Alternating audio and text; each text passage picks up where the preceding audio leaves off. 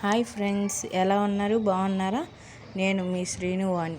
ఈరోజు రక్షాబంధన్ కదా ఫ్రెండ్స్, రాఖీ పౌర్ణమి.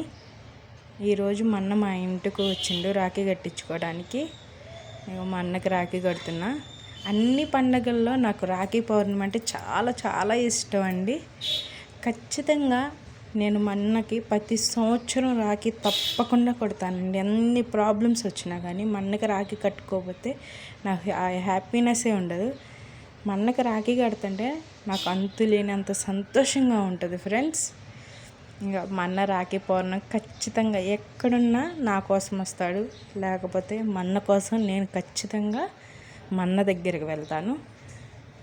ఈ రాఖీ పౌర్ణమి ప్రతి సంవత్సరం మేము ఇలాగే చేసుకోవాలని మాకు బ్లెస్సింగ్స్ ఇవ్వండి ఫ్రెండ్స్. మా అన్నకి రాఖీ కడుతున్నాను.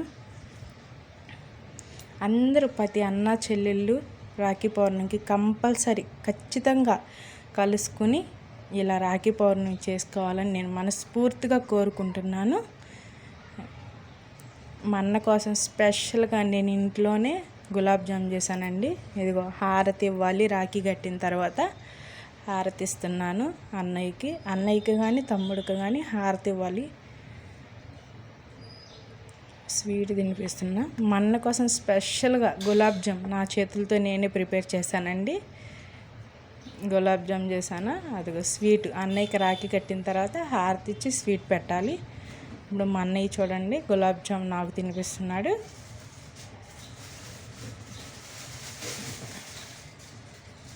తర్వాత అక్షంతలు తీసుకొని ఆశీర్వాదం తీసుకుంటానండి. ప్రతి సంవత్సరం నేను ఇలాగే చేస్తాను.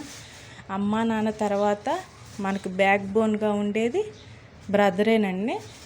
బ్రదర్ ఉంటే ఖచ్చితంగా వాళ్ళ ఆశీస్సులు చాలా మంచివి. రాఖీ కట్టిన తర్వాత మన ఇచ్చే లాంఛనం కోసం నేను ఎక్కువగా సర్ప్రైజ్గా ఫీల్ అవుతాను. మొన్న ప్రతి సంవత్సరం రాఖీ కట్టించుకుని చీర కొనుక్కోమని డబ్బులు ఖచ్చితంగా ఇస్తాడండి.